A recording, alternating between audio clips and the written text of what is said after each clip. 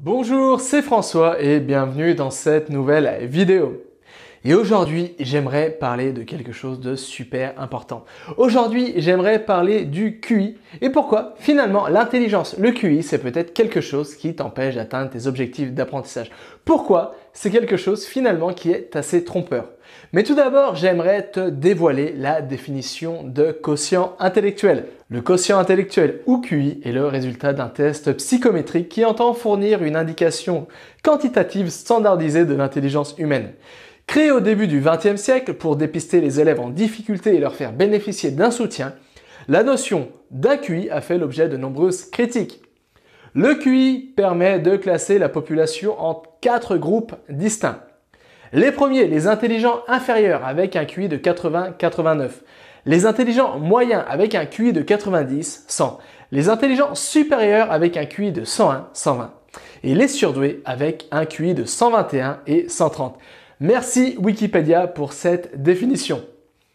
Garry Kasparov voulait devenir maître des échecs et il l'est devenu. Einstein voulait révolutionner la physique, il l'a fait. Mozart voulait sortir des carcans de la musique classique et libérer la musique et il l'a fait. Mon voisin, lui, il voulait tout simplement avoir une belle cour bien tondue et il l'a fait. Et toi, c'est quoi ton objectif? Garry Kasparov aurait un QI de 190. Mozart, lui, il aurait un QI de 150. Einstein aurait un QI de 160. Mon voisin, lui, il aurait un QI de 90. Et toi, tu as un QI de combien? La vérité, c'est qu'on s'en fout royalement. Je suis pas scientifique, j'ai pas un doctorat, mais je suis persuadé d'une seule chose. C'est qu'il n'y a pas qu'une seule forme d'intelligence. Je suis persuadé que finalement, le QI, ça ne sert pas à grand chose. Peut-être sa seule fonction, c'est nourrir son ego et se mettre sur un piédestal. Kasparov n'avait pas besoin de savoir qu'il avait un QI de 190 pour devenir maître des échecs. Einstein n'avait pas besoin de connaître son QI pour révolutionner la physique quantique. Et mon voisin, il n'avait pas besoin de montrer son QI pour acheter une nouvelle tondeuse. Personne n'a besoin de faire valider son QI avant de se lancer dans une nouvelle aventure. Personne n'a besoin de connaître son QI pour apprendre une langue. Et personne n'a besoin de montrer son QI pour vraiment prétendre à une nouvelle université ou avoir ses examens ou formations. Du moins, pas encore. Comme le disait Ilan M. Endelstein, l'intelligence ne se résume pas à un chiffre. C'est pourquoi je préfère la définition étymologique d'intelligence à sa définition contemporaine. Parce qu'elle ne se résume pas à un calcul de QI. Parce qu'elle n'est pas quelque chose d'immuable et surtout parce que via cette définition, elle est à la portée de tous et de toutes. Via la définition étymologique d'intelligence, qui je te le répète vient de deux mots latins inter et legere, qui signifie tout simplement l'art de cueillir et d'exploiter des informations. Grâce à ça, tout le monde peut devenir intelligent.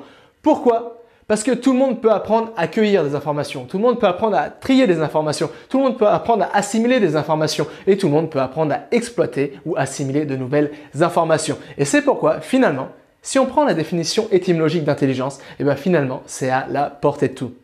Et devine quoi? C'est même une des compétences les plus indispensables aujourd'hui et dans les années à venir. Il faut arrêter de se faire avoir par des tests de QI bidons. Il faut arrêter de se faire laisser freiner dans ses projets à cause d'un nombre A de chiffres. C'est pourquoi j'ai abandonné depuis longtemps la définition immuable d'intelligence au profit de la définition étymologique. Et c'est pourquoi j'ai décidé de t'enseigner tout ce que j'ai en mon pouvoir, en ma possession, pour t'aider toi aussi, si tu le souhaites, à devenir intelligent au XXIe siècle selon la définition étymologique du terme. Pour t'aider à trier des informations, pour t'aider à extraire des informations, pour t'aider à les assimiler ces informations et pour t'aider à réexploiter les informations très sereinement. Comme tu le sais, aujourd'hui, c'est l'heure du numérique. Et l'heure du numérique, c'est quoi?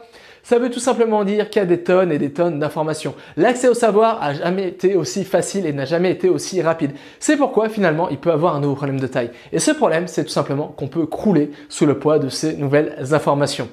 Et c'est pourquoi devenir intelligent est la compétence clé. Devenir intelligent, c'est la compétence qu'il faut absolument posséder aujourd'hui et dans le futur. Pourquoi ? Parce que face à ce tsunami de nouvelles informations, il est indispensable de pouvoir savoir trier, trouver les vraies informations, celles qui nous seront utiles, pouvoir les extraire de la manière la plus efficace possible, pouvoir les assimiler et pouvoir par la suite les réexploiter pour atteindre ses objectifs d'apprentissage, pour atteindre ses fins ou tout simplement pour partager ses connaissances. Et c'est pourquoi, encore une fois, devenir intelligent, c'est la compétence la plus indispensable de nos jours mais surtout des décennies à venir. Alors, si tu souhaites devenir intelligent au sens latin du terme, au sens étymologique, si tu souhaites apprendre à apprendre, si tu souhaites booster ta mémoire en vue de mémoriser plus rapidement de nouvelles informations, si tu souhaites acquérir n'importe quelle compétence en un temps record, bref, si tu souhaites acquérir le super pouvoir, devenir un super ou une super apprenante. C'est pas dans mes vidéos que je donne le plus de mes informations, c'est pas là que je partage le mieux mes connaissances, que j'enseigne toutes les techniques pour booster sa mémoire, pour apprendre mieux. Là où je donne toutes mes informations, où je partage vraiment le super pouvoir pour devenir super apprenant, c'est à travers mes mails. Alors, si tu ne reçois pas encore mes mails, tu peux le faire et pour ça, il te suffit de cliquer sur le lien se trouvant dans la bio. C'est gratuit et comme ça, dès demain, on se retrouve dans un nouveau mail où tu vas apprendre comment booster tes facultés cognitives et mentales, comment mieux apprendre, comment booster ta mémoire pour mémoriser de nouvelles informations plus rapidement et surtout, comment atteindre tes objectifs d'apprentissage beaucoup plus rapidement. C'est pourquoi nous, on se retrouve dans le mail de demain et jusqu'à là, n'oublie pas, rien n'est impossible à qui sait d'apprendre.